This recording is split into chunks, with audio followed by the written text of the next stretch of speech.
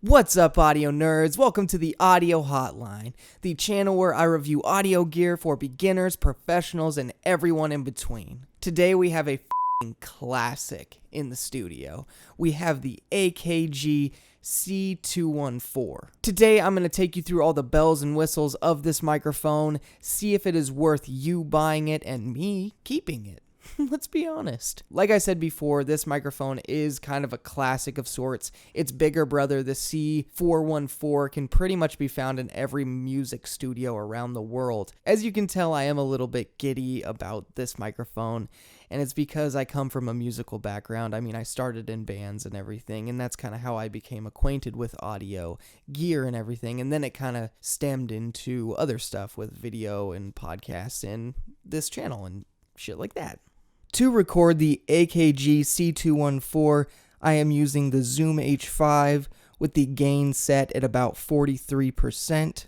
Most online distributors have this for about $399, but you actually can find it on Amazon for about $348. I know that's a little bit steep of a price for a microphone, but it is a very big investment, and usually with the AKG higher-end microphones, you get what you pay for. When you buy the AKG C214, you of course get the microphone, a nice carrying case, a shock mount, and a windscreen. As far as the build quality, all of the products that come in this are just really nice. They're built really well. The microphone itself is built really well.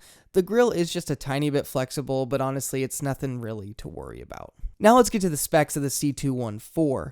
I'm not going to name all the specs, just some of the important ones, but they'll be on the screen for you f***ing nerds. The AKG C214 is an XLR condenser microphone that does require 48 volts of phantom power. This has a cardioid polar pattern and a frequency response of 20 Hz to 20 kHz. The C214 has two switches on the body of the microphone. It has a 20 decibel pad as well as a bass cut filter that drops off at 160 Hz. Alright, let's test out this large diaphragm condenser cardioid XLR microphone.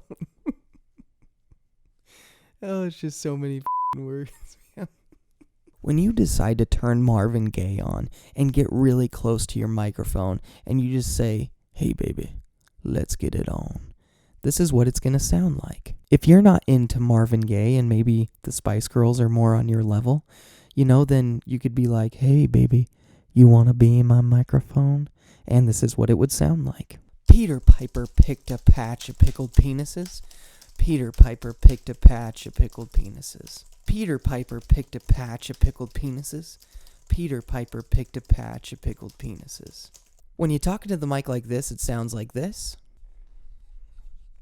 When you're talking to the mic like this, it sounds like this. When you're talking to the mic like this, it sounds like this.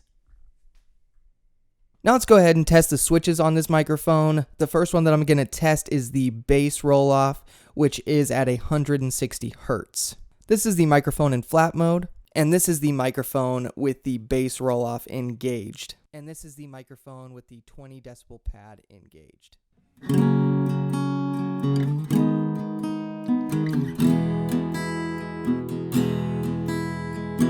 And for a singing test, I'm actually going to show you a vocalist that I recorded recently. He's a much better singer than I am, so I'm just going to show you that. I'll just show you the signal of him going directly into the microphone, as well as the processing after the fact, and a little snippet of the song, just so you can see how it would sound in a mix. Yeah, this fire was brighter than the stars in the sky. The smoke rises and rises to the heavens. Oh my, my.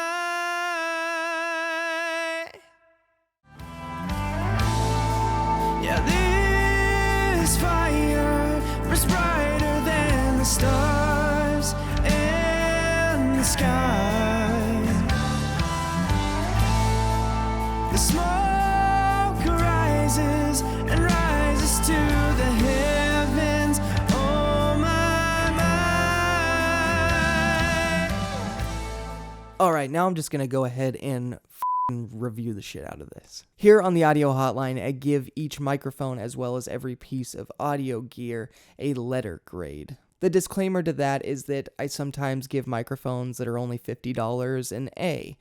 But that doesn't mean that if I give a $5,000 microphone an A, that $50 microphone that also got an A is just as good. It's just given the circumstances, it's given the price, as well as the accessories that come with the microphone, just everything within that category. After using this microphone for a little bit and everything, and getting to know kind of the frequency response it has and everything like that, I love everything about this microphone, aside from two things.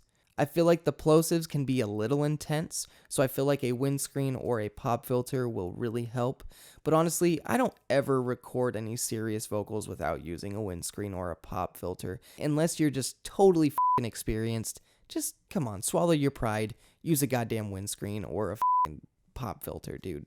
Do it. It's worth it. The other thing that I just wasn't crazy about was the fact that the grill just had a little bit of flexibility to it. But there are some microphones out there that are super flexible like that, and if you push just a little bit, it'll dent. That's absolutely not the case here, but it is just a little flexible, and I don't know, that always just makes me a tiny bit worried, but I don't think it's a super big deal. So now that I've given it some thought, the grade that I give the AKG C214 is an A. I need to stop doing that voice. The reason I gave this an A instead of an A+ is just due to those little plosive issues, as well as just that little bit of a flexible grill. Everything else about this microphone is fantastic. Maybe I'm just being a little bit too much of a stickler. I know that $350 to $400 is expensive, but if you feel like this microphone sounds the way you want a microphone to sound, if you think it's going to be awesome for you, absolutely save up the money.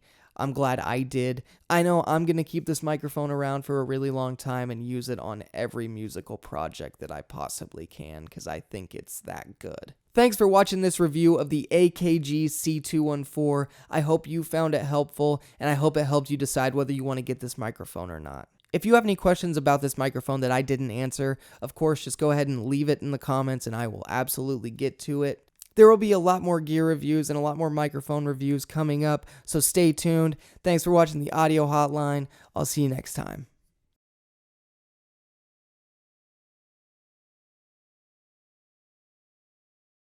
You know I'm bumming with the R.E. Yeah, yeah, yeah.